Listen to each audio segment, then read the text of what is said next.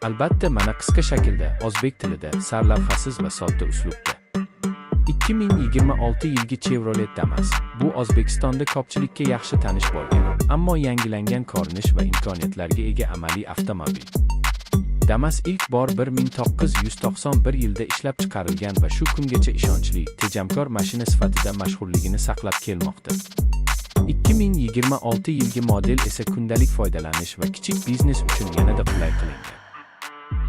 Bozordagi o'xshash mikrofonlar, masalan eski Daewoo Damas yoki Labo bilan solishtirganda, yangi Chevrolet Damas dizayn va jihozlanish jihatidan ancha zamonaviyroq.